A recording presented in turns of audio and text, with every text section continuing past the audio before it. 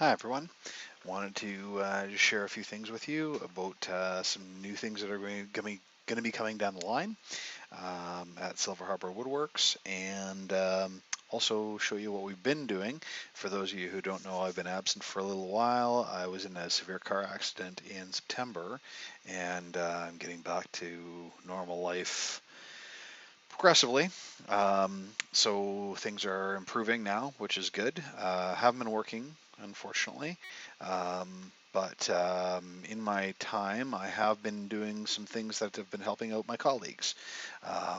For those of you who don't know, I'm in healthcare, and many of my colleagues are working full out with COVID-19, and so I've been printing personal protective equipment, and you can see my two Ender 5 printers there going like crazy to produce more PPE. Um, we've been producing things like face shields, these, and they wear like a pair of sunglasses basically, and face shield protection there.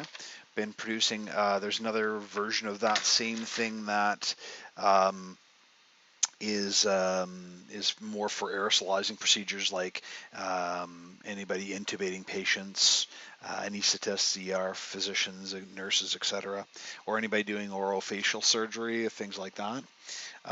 We also been consulting with the University of Toronto, Queen's University, University of Saskatchewan, Lakehead University, and I'm a faculty at the Northern Ontario School of Medicine to produce respirators, N95 replacements, um, both for the short and the long term. For a stopgap measure for current lack of N95s, but also for the future where we'll just have a small filtration unit and a good seal around here. This is printed out of what we call PETG, so it's very firm, very hard, but we can put a silicone seal around that. It'll go on here. Filtration will go in here. The cap goes on, and then when you need to get rid of the filtration, dump it out, put a new one on, wash your hands, you're ready to go. Um, the difficulty is a seal with that. So we started printing in something called flexible PLA, which is like something like TPU or TPE, and is a flexible substance. The problem is that it was splitting, and so that wasn't useful in on testing. So we're trying to figure out a few different ways of doing this. TPE is much better, so we'll probably use that, or we'll use a firm one and put a flexible seal. Anyway, that's what we've been doing. Also making mask clips to keep surgical masks off the ears. They go around the back and they hold the elastic rather than the elastic going around the ears. I don't have any of those to show you. Unfortunately, they're very popular. But that's what we've been doing. And we've been slowly working on few live edge tables. We'll show you those in another video. Going to get back to doing the videos on a semi-regular basis. The other thing I wanted to share with you, though, is a change that I'm going to be making, and a company that I'm going to be doing a little bit of work with to test some of their product and from what I'm seeing, promote their product because it's pretty amazing. I was using lasers on my CNC and had a pretty decent working setup.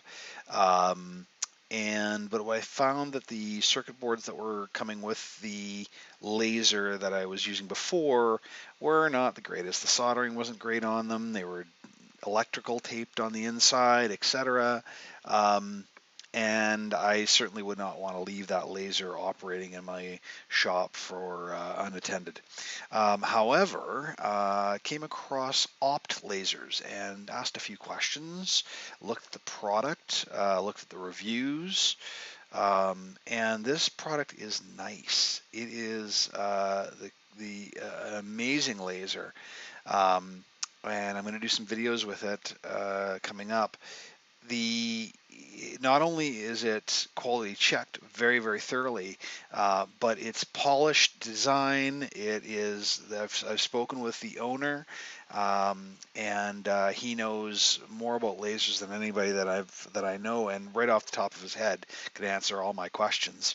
Um, he and his company have been around for quite a while, and they've been doing a lot of development, some really unique um, designs for attaching the laser, and they've really thought it through. They've thought about the dust, they've thought about the smoke in a CNC operation.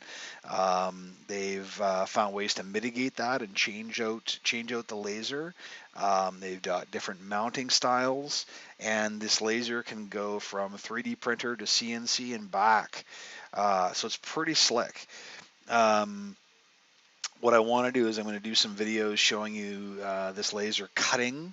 I'm going to be cutting some filtration material for the PPE, cutting some of the designs, some of the 3D printed designs, and doing some getting back to the woodworking as well, and getting back to the engraving. And I think this laser has the potential to really improve the quality level of the engravings that I've been doing. Even though I'm pretty happy with the ones that I've been doing, I always like to get better. So I'm going to show you this when I get it, and this thing's pretty slick. So stay tuned, and there's more coming. Take care, everyone. Stay safe.